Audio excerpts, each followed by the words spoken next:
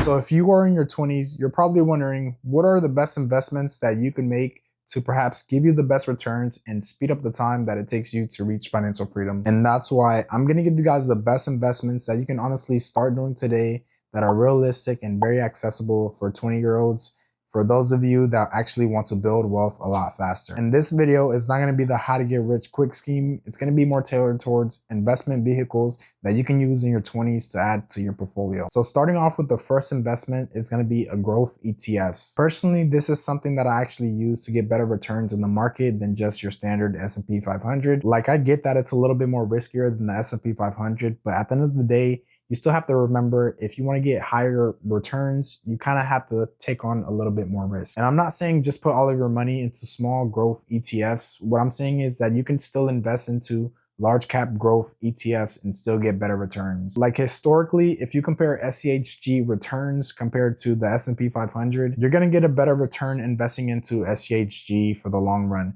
And that's the key. You have to be investing into it for the long run. You can't just be all short term. Like, investing is made for the long term, because if you look at it from a short term, the price really becomes unpredictable. So that's why if you actually stay inside the market and you just give it 30, 40 years, you can actually achieve more wealth or just even grow your portfolio. But like I said, if you actually want to speed up the process to reaching financial freedom, then adding a little bit of growth ETFs to your portfolio just won't hurt. At the end of the day, it's still diversified, just like the S&P 500. It holds multiple different companies, so you're not just stuck to one company if something bad happens. Like, I personally invest into SCHG, which is one of my favorite ETFs to invest into. And then I also have VUG for my Roth IRA. And you can also add something like SMH or even BGT, which is technology in the semiconductor industry. And just last year, I invested into BGT. I'll pop up somewhere on the screen the investing returns that I got from it in less than a year. And then I'll also put on this side the SMH returns that I got in less than a year. And you're gonna have to take calculated risk, because investing blindly is literally where everybody falls short.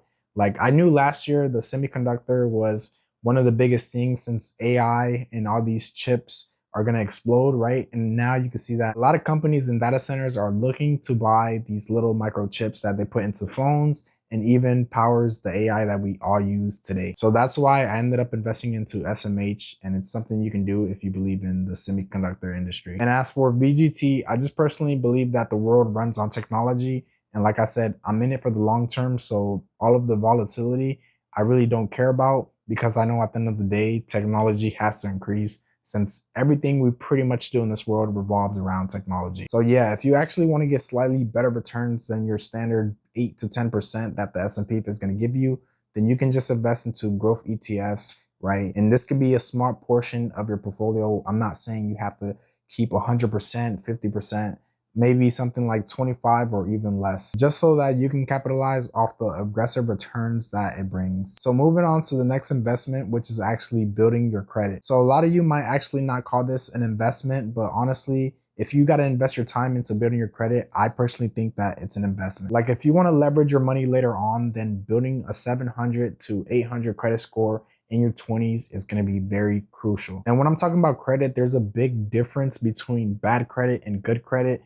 Bad credit meaning like consumer debt. Good credit meaning like using your credit score to actually buy a rental property, so that way you can start getting returns off of it. So don't be playing stupid like I'm just saying getting to debt. I'm saying build your credit score so that way you can actually buy good debt. Like, if you're gonna do this, the biggest rule is to actually never carry a balance. Always make sure that you pay it off in full before the statement is due, or you just pay it off before you actually have to pay any type of interest. But not only do you get the benefit of leveraging your money, you're also gonna get 1 to 5% on cashback on money that you were gonna spend anyways. And you're also gonna get a lower interest rate on any type of loan that you get, which actually might help you in terms of creating profit. So yeah, even though building credit might not actually be a money investment, it's going to be a time investment that I personally think that you can possibly do in your 20s. So moving on to the next investment, it's going to be cryptocurrency. And I'm not just talking about any currency. I'm talking about Bitcoin. So over the past decade, Bitcoin has been the highest returning asset alongside with Nvidia. And if you're just willing to miss out on the highest returning asset over the past decade,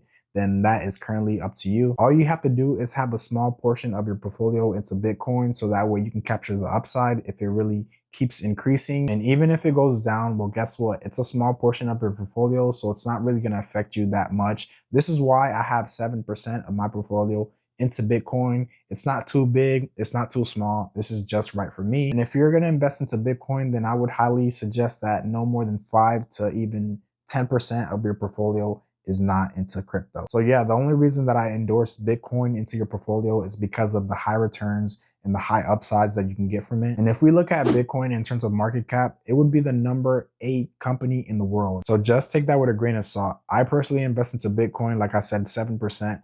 I'm not a financial advisor, so you can do your own investing and your own research, and you let me know if you think Bitcoin is the right investment for you. Now, moving on to the next one, which is the traditional business and side hustles. So for those of you that don't know, this is probably going to be the best investment that you can possibly make in terms of getting the biggest return, since a business is actually going to be scalable. And if you know how to make businesses work or even side hustles work, then you can always increase your income. Like, imagine always knowing how to make money. Like, you can see how this could possibly be the best investment. Like, if you can master this early on, this could potentially skyrocket your wealth. And guess what? It's something that you're gonna have for the rest of your life. And even if it fails, you have the experience of trying to grow a business. And if you can just keep building on top of that, who knows where you'll end up. So yeah, the reason this is one of my favorites is because if you can master this, then guess what? You can pretty much do anything, since you'll know how to sell, you'll know how to market, you'll know how to lead, you'll know how to talk to customers, and you'll just pretty much be good at anything in life. So if you don't know where to start, you can possibly grow your own personal brand, or even create content on something that you just enjoy or that you're good at. So I hope you good luck, and I hope that you're able to increase your income, since this is gonna be the biggest wealth driver. So yeah, scaling your income is always gonna be the biggest wealth driver in terms of reaching financial freedom, since you're gonna have more money to play with and just more money to keep reinvesting. So moving on to the last investment, which I'm pretty sure you guys are tired of hearing, it is investing in high income skills. So I kind of want to spin this a little different. So instead of just having skills that only work towards your own life, I kind of want to talk about skills that apply to your current job. So if you don't know by now, the only difference between you where you're at right now and you where you want to get to is actually knowledge. The knowledge to apply your skills, so that way you can make more money. Right now, I personally pay for courses, and even though I might not see that return immediately, well, guess what? If I keep stacking these skills and keep learning how to do different things, then I'll just be more valuable in anything that I do. Like, imagine you have a desk job and your company hires somebody that has the same skills as you, but not only do they have the same skills as you, they know how to work on computers or troubleshoot computers.